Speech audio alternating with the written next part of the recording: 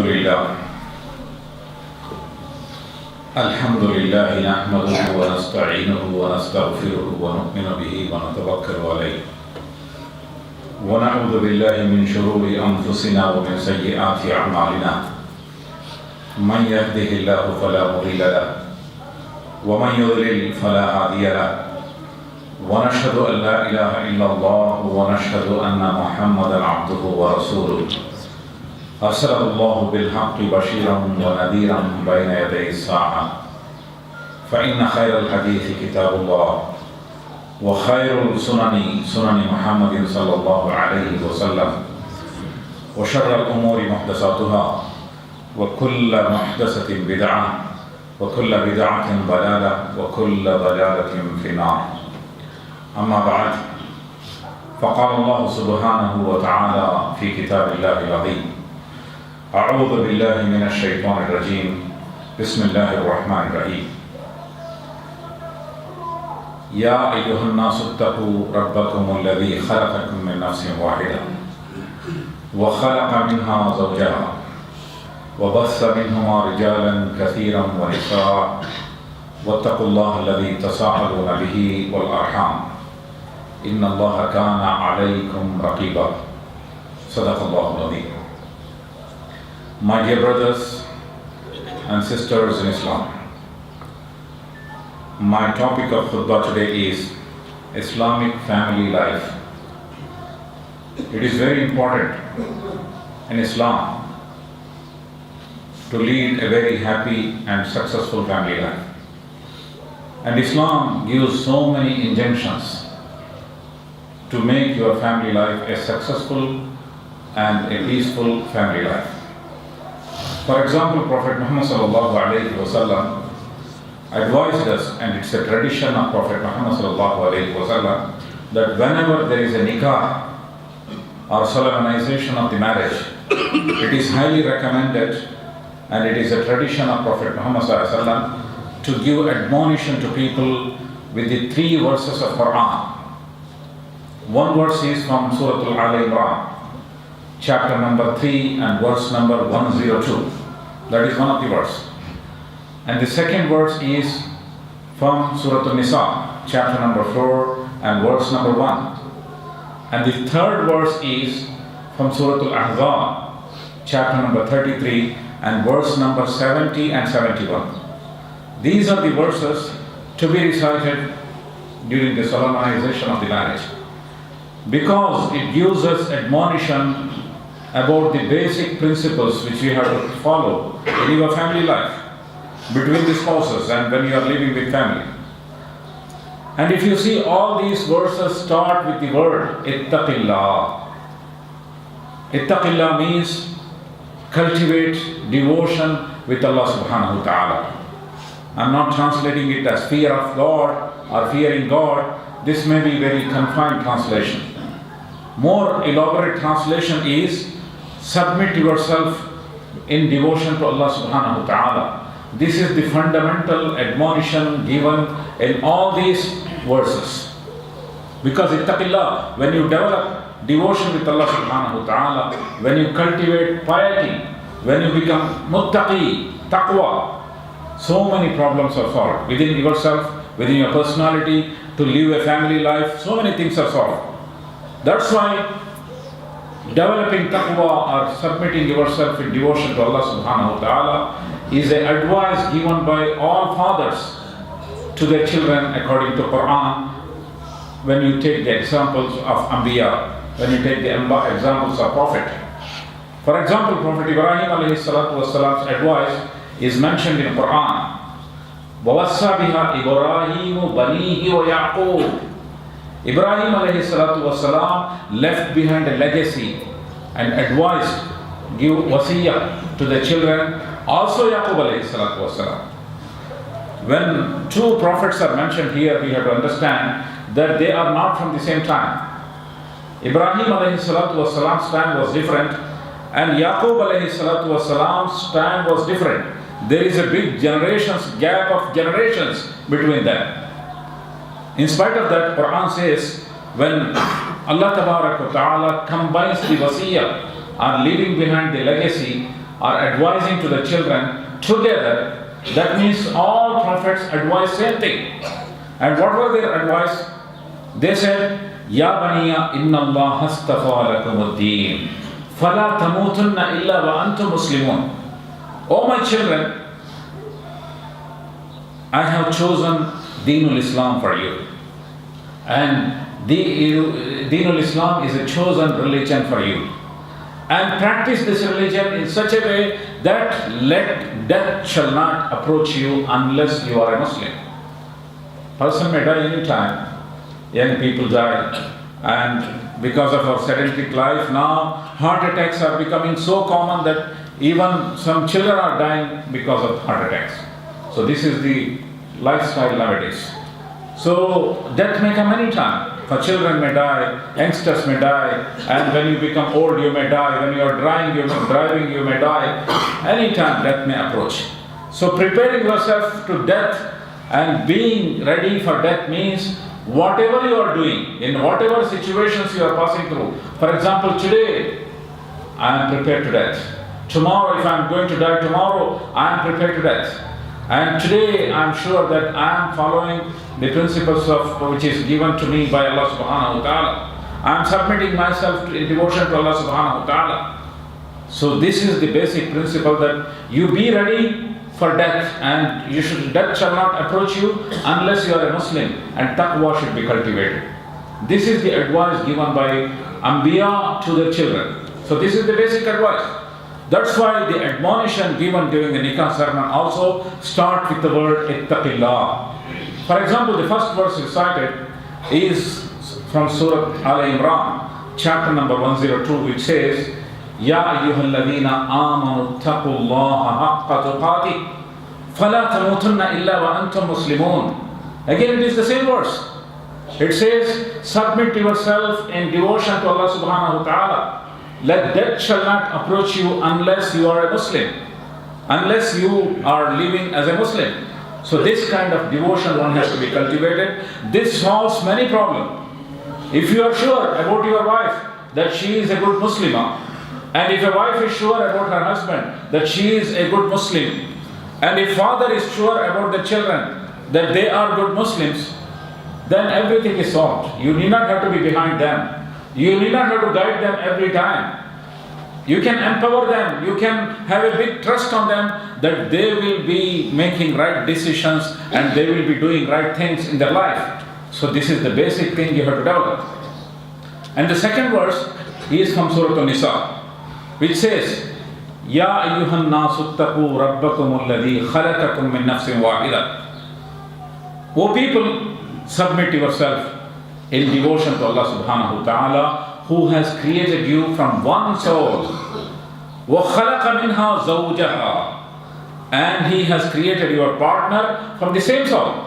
Allah tabarak wa ta'ala has created Adam alayhi salatu wasalam, and He created Hawa from Adam alayhi salatu wasalam. So He has created partner. This partnership is inevitable for you and necessary for you. And without partner, your life is not complete. Your life will be completed only you are with a partner. So Allah Tabarak wa Ta'ala has created a partner for you because it is your need. وَبَثَّ مِنْهُمَا رِجَالًا كَثِيرًا وَنِسَاءً. And from the relationship of these partners, Allah Tabarak wa Ta'ala has spread multitude of people around the globe. So many men and women, all from Adam alayhi salatu wasalam and Hawa alayhi salatu wasalam. So this is again a need for the human being, that he should have family, children, and this will create a compassion in society. This will create a love in society. This will create a respect in society. Father means it's a great respect, and father is an embodiment of compassion. Mother, which creates a great respect. Children have great respect towards mother. Mother has great affection towards the children. So Allah Tabarak wa Ta'ala has developed this institution, a partnership and marriage. And from marriage, you will have procreation, you will have communities. So Allah Tabarak wa Ta'ala spread many men and women around the globe with the relationship of these men and women. فَاتَّقُوا اللَّهَ الَّذِي تَسَاءَلُونَ بِهِ وَالْأَرْحَامِ. Again, submit yourself in devotion to Allah Tabarak wa Ta'ala, because you are seeking each other's rights in His name. Allah Ta'ala has given everyone their rights. There is rights of husband and responsibilities of husband. There is rights of wife and responsibilities of wife.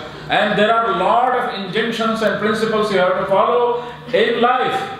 So Allah Ta'ala has given right. So when you are asking your right, you are seeking in the name of Allah Subhanahu wa Ta'ala. That's why there is nikah, marriage. Not like what we are developing nowadays. There is society where people are living together. Marriage has not become institution now. People are living together. Whenever they can come together, they can come together. Whenever they want to separate, they can separate. All marriages are temporary, are not marriages even. It is just living together. This is not there in Islam. Now we are living in a new society. You can see that nowadays progressive society means that society there should be right for lesbians. There should be rights of gays should be accepted in a society. And acceptance of LGBT community, lesbians, gays, bisexuals and transgenders should be accepted in a society, and these people are spreading like anything. Without this, you are not a progressive society. Without this, you are not an acceptable society. That's why in Western societies, culture is changing. Before the culture, people used to advise the children, marry from the same culture. That was the advice. Now, because society has become global, marry from within the country, from the same nation. And even because the society has become international society, like in Kuwait, we are living in an international society. Now the parents advise, marry at least, from the culture which is similar to you. And to the extent that because of this kind of new culture, LGBT society, lesbian rights and gay rights, nowadays in Western society, even the children, parents are advising the children, if you want to marry, finally you marry. If he is a boy, they will advise him, finally you marry a girl. And if he is a girl, they will advise, you marry anyone on the earth, no problem, but marry a boy of your choice. So this has become a society. So this society is growing towards this direction, because this is being spread by the media and everything. So we have to develop this kind of rules and regulations for the family which is acceptable to us. So Allah Ta'ala says here, وَاتَّقُوا اللَّهَ الَّذِي تَسَاءَلُونَ بِهِ. We are seeking others' rights. We are seeking each other's rights in the name of Allah Subhanahu wa Ta'ala. So submit yourself in devotion to Allah Subhanahu wa Ta'ala. Wal arham, and have a very strong family ties. This is the high recommendation of Islam. That is, we should have a great ties within the family. Especially husband and wife, they should have great ties, great relationship. And also, after marriage, two families should come together. If you have gone to hospitals before giving injection, penicillin injection, they always test whether you are allergic to penicillin or not by giving a small dose of injection. Then the doctors will ask you to sit for a while and wait if you are allergic to injection. If you are allergic to penicillin injection.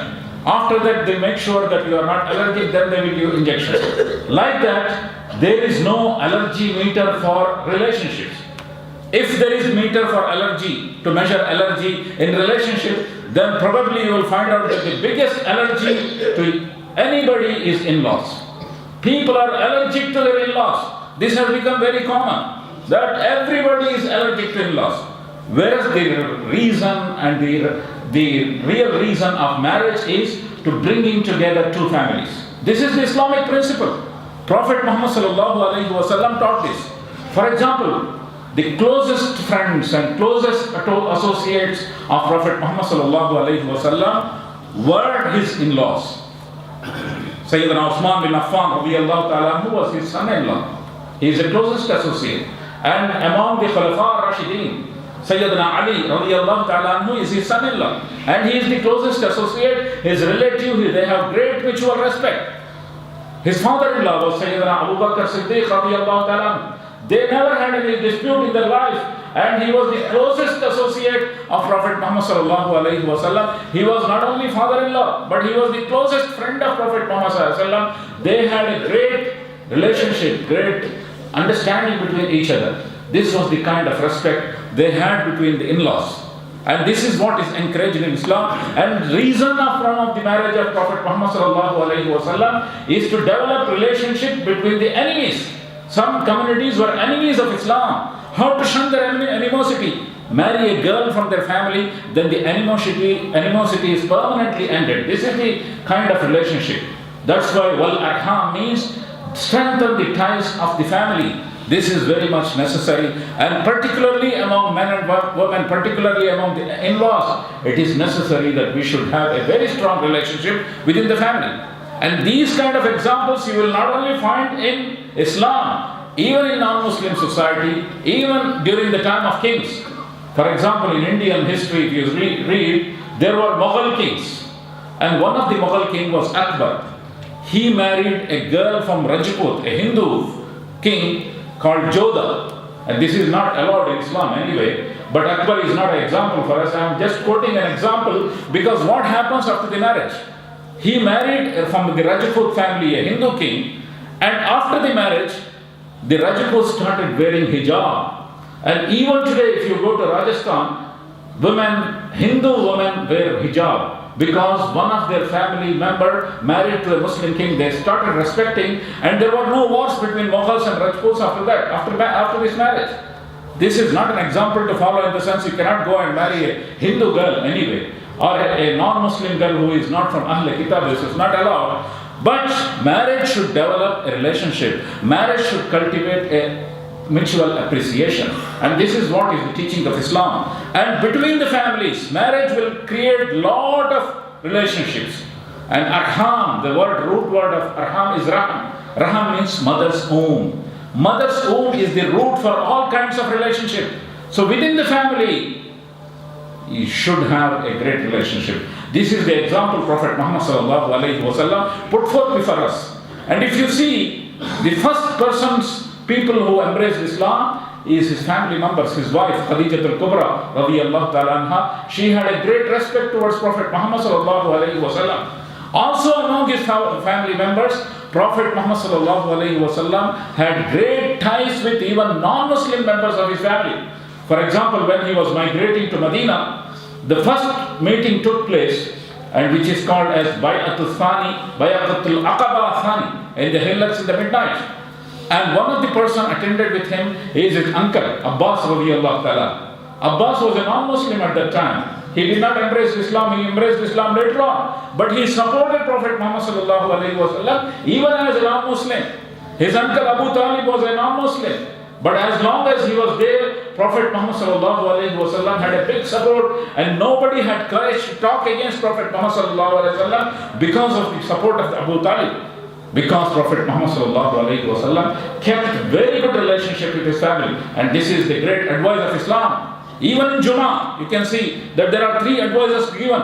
Inna Allah ya'muru bil adl wal ihsan wa ita'i dhil qurba. Allah Ta'ala advises you, admonishes you, and tells you that you have to follow three things. And number one is you have to follow justice. And ihsan, you have to be generous towards people. And the third one is ita'i dhil qurba, among your nearest relatives, kith and kins, and arham, among your blood relatives. Have a very good relationship, cultivate a better relationship. This is the important advice of Islam. You will find so many advices. I don't have time, otherwise I would have given you a couple of examples. When Prophet Muhammad sallallahu alaihi wasallam went to Medina, he gave only 4 advices. If you follow these 4, you will go to Jannah. He said, Afshus salam. First thing is promote salam. Say assalamu alaikum to everybody. And he said, At'imut ta'am. If there are poor and needy, those who are deprived of their meals, provide them meals. Wasilul arham. And he said, develop the relationship within your family member. Cultivate the relationship. Wasallu bil-layli wan-nasu niyam. And when people were sleeping, get up and pray. Tadkhuluna al-jannata bis-salam. And you are going to enter into the paradise with peace. These are the 4 advices. Simple things you can follow and you can enter into the paradise. So this is very important thing. And one more thing you can see, that the 3rd verse, this is the 2nd verse.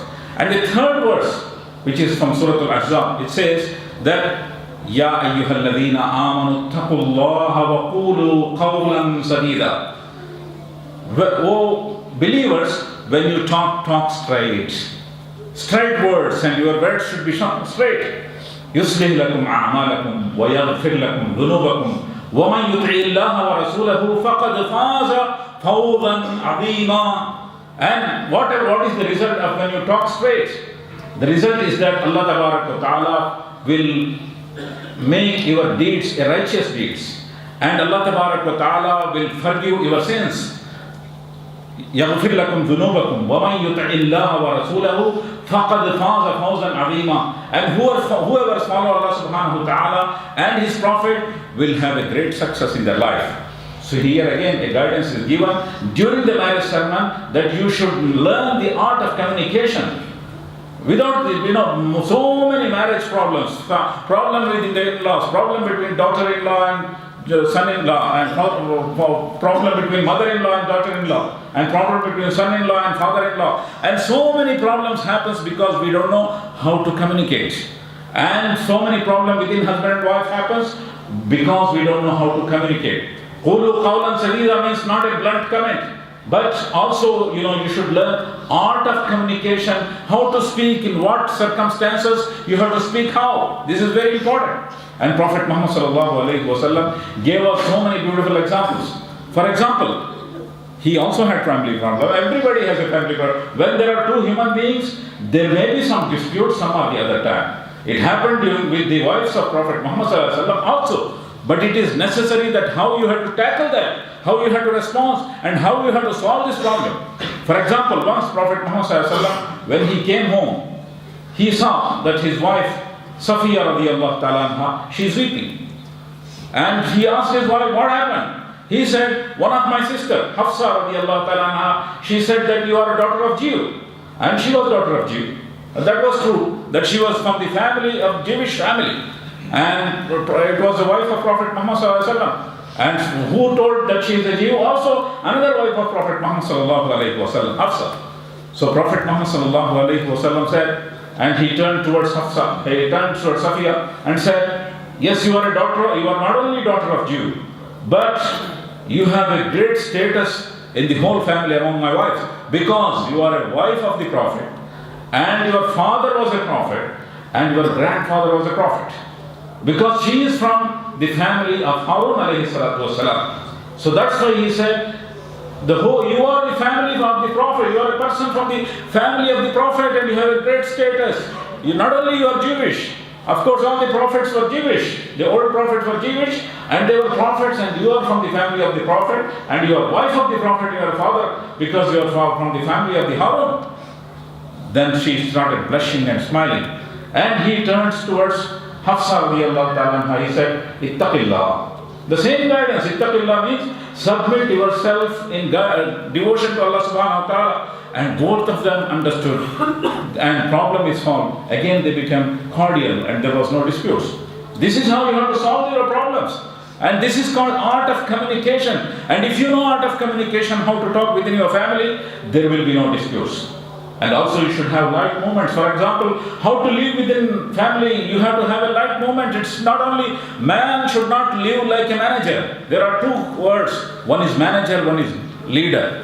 Now even in corporate companies, they are removing the word manager and they are adding the word leader. For example, marketing manager, they are removing the word and adding marketing leader. Supply chain manager is not there anymore. Supply chain leader, because there is a big difference between a manager and leader. In whom you should not live like a manager. Manager means who controls, who has a whip in his hand, who gives orders, who thinks that everybody should obey me, and who is finding faults, and he is behind your. Good leader is one who catches you when you are doing good things. And the bad manager is one who catches you when you make mistakes.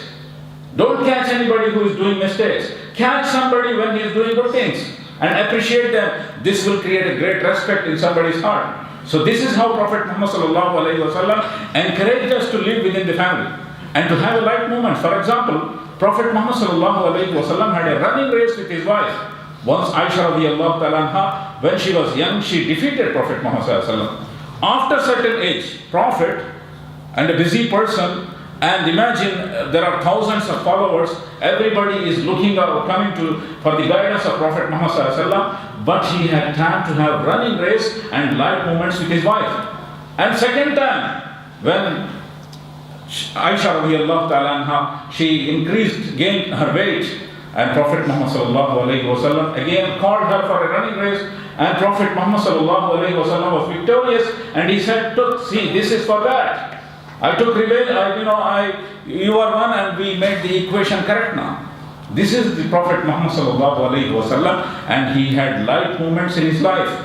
And finally, I would like to say that we have to empower our women. In the last sermon of Prophet Muhammad sallallahu alaihi wasallam, he said, "Fattaqullaha fin nisa, fa innakum akhastumuhunna bi amanatillah." Develop God consciousness with regard to your females. Allah Ta'ala has given them as a trust and give them empowerment. Prophet Muhammad sallallahu alaihi wasallam empowered them. Now normally many men think that asking suggestions from their wife means it is not manlyhood. I am a man, what to ask about my females? This is what is a human tendency. But Prophet Muhammad sallallahu alaihi wasallam's traditions show that he has taken suggestion from his wives, even crucial moments. For example, first when he came from Hira and he was frightened. He said, "Zammiluni, cover me up because I am frightened. I have seen an angel I have never seen in my life, huge angel." And Hazrat Khadija al-Kubra radiyallahu ta'ala anha, his wife consoled him. He said, "Nothing has happened to you and nothing will happen to you because you are such a great person. You are helping others." And she said, "I will give you a suggestion. My uncle Waraka bin Nawfal, he had great knowledge about epics. He had great knowledge about old books. I will take you to him." And she took her to him. And he said that this is the same angel who came to all the prophets, and this is the forthcoming prophet, and he is the prophet. And according to Islamic history, the first Muslim is Warqa bin Nawfal, because he embraced, at that time, even Prophet Muhammad's time has not started to propagate Islam. But he believed in Prophet Muhammad. That's why he is the first Muslim in Islamic history. Who did this? He empowered his wife in such a way, trained his wife in such a way that she gave guidance and suggestion to Prophet, and Prophet gave this example to us. For example, in Sulh Hudaybiyah happened. Prophet Muhammad finally decided to go back. He's ordered everybody to remove ihram and to slaughter their animals. And because Sulh Hudaybiyah, the conditions were not very much acceptable according to Muslims. Initially they thought that we are defeating. So it was a kind of sad moment that nobody suddenly followed the order of Prophet Muhammad sallallahu alaihi wasallam. And Prophet Muhammad sallallahu alaihi wasallam became a little bit upset. Then his wife was there, Salama. She came and she asked Prophet Muhammad sallallahu alaihi wasallam what happened. And he narrated the whole story. She gave a suggestion. Go and shave your head and remove your ihram and slaughter your animal. Everybody will follow you. And he did the same thing. Everybody followed him. This is the empowerment he has given to his wife. That's why they were courageous enough to give suggestion to him, because wives don't see our personalities. That's why it is necessary that we have to empower our wives. Because of the shortage of time, I am finishing my subject with this, that Allah Ta'ala let Allah Ta'ala give us tawfiq to have better relationship with our family members and to cultivate Islamic principles and make our life very successful family life. Barakallahu lana wa lakum wa nafa'ani wa iyyakum bi ayatihi wa dhikril hakim. Innahu ta'ala jawadun karimun malikun barur ra'ufur rahim wa rabbun halim.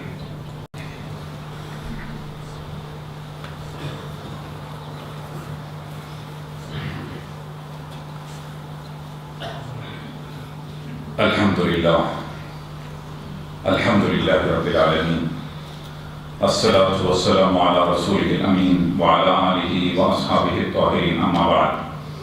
فقال الله سبحانه وتعالى في كتاب الله العظيم: أعوذ بالله من الشيطان الرجيم بسم الله الرحمن الرحيم إن الله وملائكته يصلون على النبي يا أيها الذين آمنوا صلوا عليه وسلموا تسليما اللهم صل على سيدنا محمد بعدد من صلى وصام اللهم صل على سيدنا محمد بعدد من قعد وقام اللهم صل على جميع الأنبياء والمرسلين وعلى سائر الصحابة والتابعين وخلفاء الراشدين رضوان الله تعالى عليهم أجمعين اللهم أيد الإسلام والمسلمين